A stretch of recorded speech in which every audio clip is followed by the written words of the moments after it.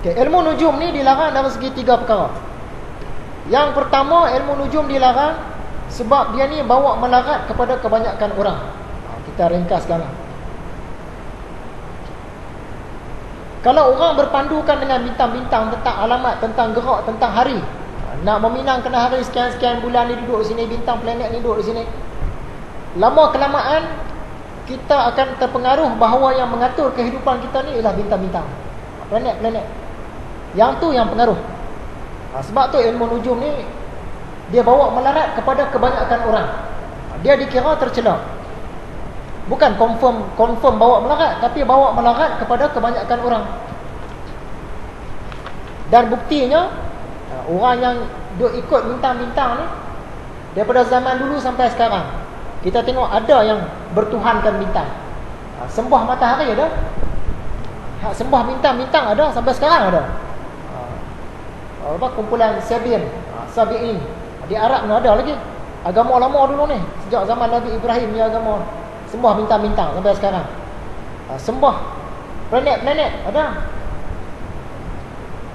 Sembah api, simbol kepada matahari tu ada. Sebab tu ilmu nujum ni kalau boleh jangan. Sebab dia bawa melarat kepada kebanyakan orang. Orang yang lemah imannya menunjukkan pandangannya kepada perantara-perantara. Orang yang lemah iman, bila ahli nujum kata kamu kena buat begini-begini, berpandukan bintang ni kamu kena buat gini-gini. Jadi setiap hari dia duk dimasukkan benda tu dalam kepala dia. Lama kelamaan dia duk rasa apa berlaku pada diri dia disebabkan bintang, perantara, bukan disebabkan Tuhan. Pandangan seorang yang lemah iman kepada adanya cahaya matahari sesudah terbit adalah seumpama semut. Ini cerita syariat, cerita hakikat, ilmu hakikat. Semut ni bila dia nampak di atas kertas ada tulisan, dia kata yang buat tulisan ni pensel. Semut tadi nampak pensel tu buat. Dia tak tahu kata yang buat tulisan tu tangan orang. Nampak pandangan dia terhad setara tu je, dia tak sampai hakikat. Kalau semut yang pandai sikit, dia kata bukan pensel yang buat tulisan ni, tangan orang tu, yang menulis tu, setara tu je. Semut yang educated lagi, pandai lagi, dia ilmu hakikat dia tinggi lagi, bukan tangan yang buat, manusia yang buat tulisan ni. Sebab dia nampak besar lah, dia nampak luas lah. Manusia yang buat tulisan ni, bukan tangan, bukan pensel. Semut yang lebih pandai lagi, bukan manusia tu yang buat, akal manusia tu yang buat. Nampak? Nak menuju hakikat. Semut yang paling pandai, bukan akal manusia yang buat, Allah yang buat. Sebab manusia tu bergerak akalnya atas gerak Allah. Dia tahu hakikat dah. Yang buat tulisan ni kesimpulan dia Allah. Tapi semut-semut yang biasa, siapa buat tulisan ni? Pensel. Siapa buat tulisan ni? Tangan orang. Siapa buat tulisan ni? Otak manusia. Bila sampai peringkat hakikat, dia nampak apa saja yang berlaku semua gerak Allah. Tu peringkat hakikat. Imam Ghazali cerita ni, dia tak mau orang tu tadi terpengaruh dengan bintang. Sebab bintang ni lah yang kami jadi macam ni, yang tak jadi kahwin ni. Bila nak kahwin tengok, dia ni bintang ni, perempuan ni bintang ni. Tak sesuai kahwin sebab bintang ni dengan bintang ni kat langit dia duduk belaga. Dia duduk jauh.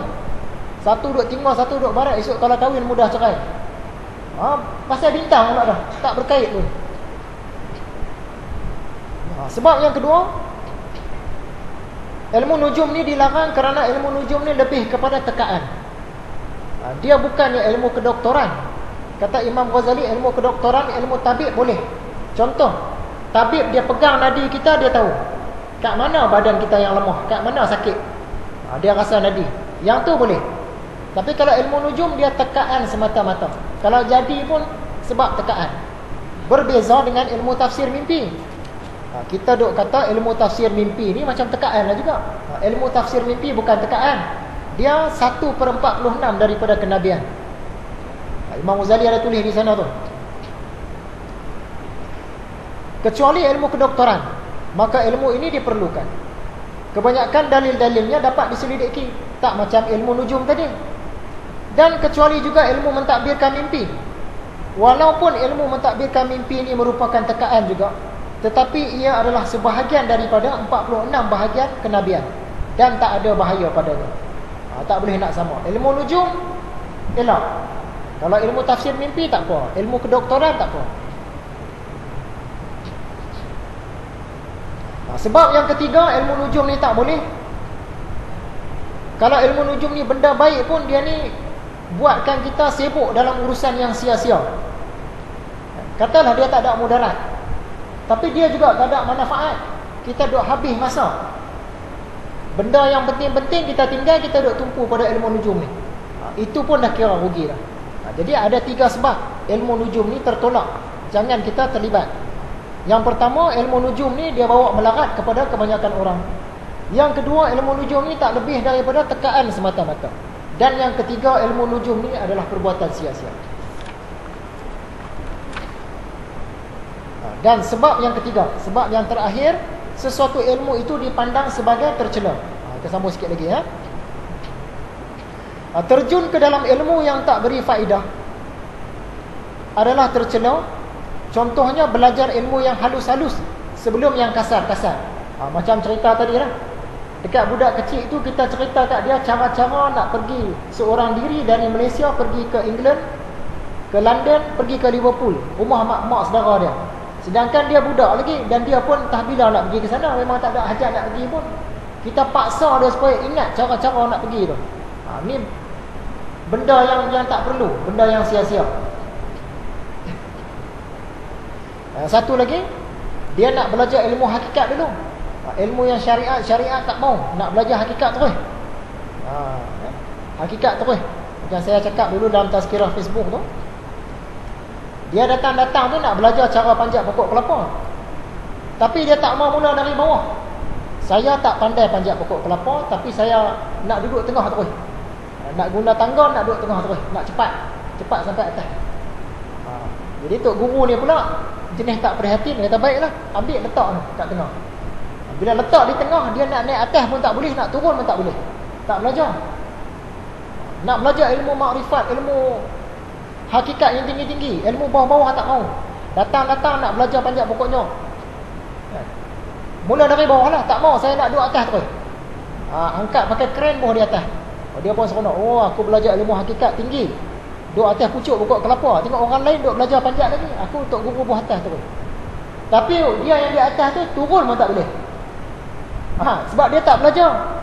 Yang boleh naik turun ni orang yang belajar dari bawah. Dia belajar panjat sikit turun balik, panjat sikit turun balik. Walaupun lambat sampai ke hakikat, tapi dia selamat. Dia boleh naik, boleh turun. Yang mai belajar, kita terus ajar hak yang tinggi-tinggi. Ini dia akan jadi karut. Dia tak berhenti nak turun balik.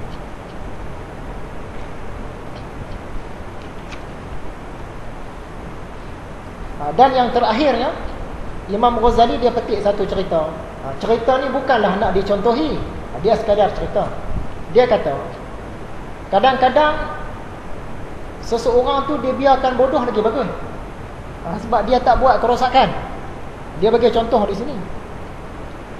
Ada satu orang perempuan, dia ni tak boleh mengandung. Dia datang jumpa dengan tabib. Tabib pun cek lah nadi semua. Dia kata, kamu ni tak ada harapan lah. Dalam masa 40 hari kamu akan mati lah. Saya cek lah. Betul ke? Betul, 40 hari matilah. 40 hari lagi kamu boleh hidup. Jadi yang suami isteri tadi sedih lah. Cadang pergi jumpa dengan doktor, dengan tabib ni tadi, nak usaha bagi dapat anak. Tiba-tiba tabib cek nadi 40 hari dia boleh hidup. Baliklah ke rumah. Bila balik ke rumah, dia susah hati duk menangis. Menangis, tak makan. Sikit-sikit minum sikit, makan pun tak lalu. Lepas 40 hari tengok-tengok tak mati lagi. Tak apalah kot, Tuhan bagi bonus. Tunggu tak mati lagi, berbulan-bulan tak mati lagi. Tabib kata, yang suami dia kata, tuan tabib ni bohong ni. Kata isteri aku nak mati 40 hari lagi, tengok tak mati pun. Pergi jumpa dengan tuan tabib. Tuan tabib, hari itu tuan tabib kata isteri saya ni 40 hari lagi nak mati. Sampai sekarang tak mati-mati. Dia kata, itu rahsia dia. Kamu nak dapat anak kan? Sekarang kamu berjimaklah dengan dia, insya-Allah dapat anak. Kenapa macam tu pula? Sebenarnya isteri kamu tu terlebih gemuk, sampaikan lemak-lemak menutup pintu rahimnya. Kalau aku cakap kamu kena diet, memang dia tak akan diet dia akan makan. Tapi aku kata kamu akan mati dalam masa 40 hari. Dah tentu dia tak makan. Sekarang dia kurus, betul tak? Betul dah kurus. Kamu berjimak dengan dia, boleh dapat anak. Rupa-rupanya style macam tu.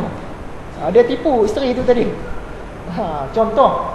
Kita jangan buat macam ni. Ini contoh yang Imam Ghazali nak bagi. Okay, rasanya sekadar itu saja kuliah kita kali ini. Dan di belakang itu artikel-artikel bonus lah. Mencintai Nabi dan cara-cara mendapatkan ilmu. Ini cerita ilmu laduni. Ringkasan daripada kitab Imam Al-Ghazali, Risalah Laduniyah. Kemudian zikir menurut Hasan Al-Banna.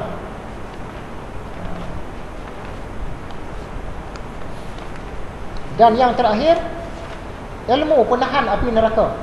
Siapa nak ilmu penahan api neraka, bacalah ilmu. Dapat ilmu penahan api neraka. Jadi rasanya sekadar itu saja. Sekiranya ada salah dan silap, ada tergelincir kata, saya mohon banyak-banyak maaf. Dan sekiranya ada salah dalam saya mengajar ni, bolehlah dibuat teguran. Untuk itu insya-Allah kita jumpa lagi dalam kuliah yang akan datang.